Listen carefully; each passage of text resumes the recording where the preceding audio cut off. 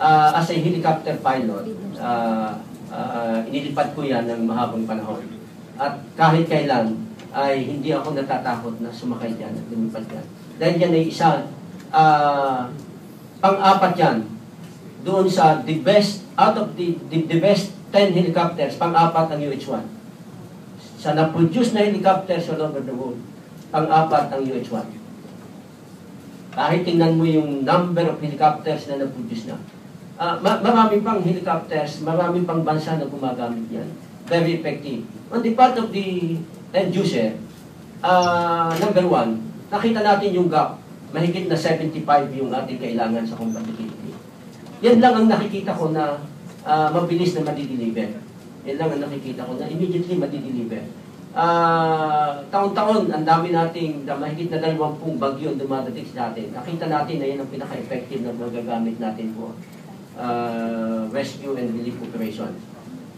Number two, andyan na yung ating mga piloto. Andyan na yung ating mga maintenance in place na. So yung issue of integration, andyan na yan. At number three, kahit na kailangan natin ang bago, we are after the numbers. Kaya nag-allocate tayo ng mga 1.2 or 1.3 billion pesos para magkaroon tayo ng 21 na immediately kailangan. And to exaggerate, kahit lagyan nyo kami ng piring, idikit nyo kami sa aeroplano, ipakapa nyo sa amin, masasabi namin kung anong parte yung kinakapa namin.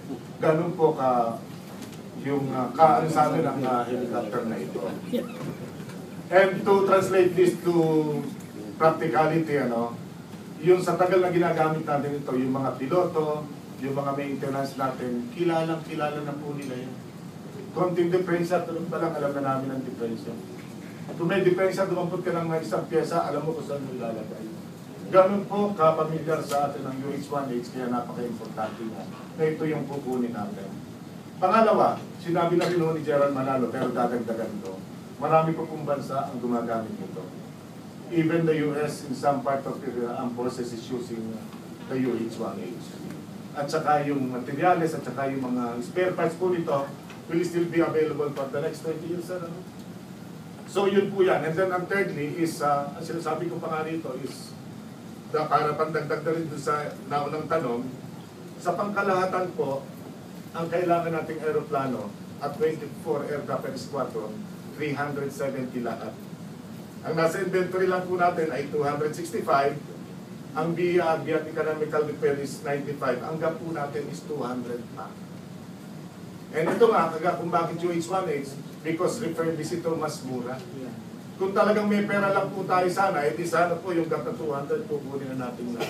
Ba't talagang kulang po kailangan pagkasyahin natin ang maikling tumor.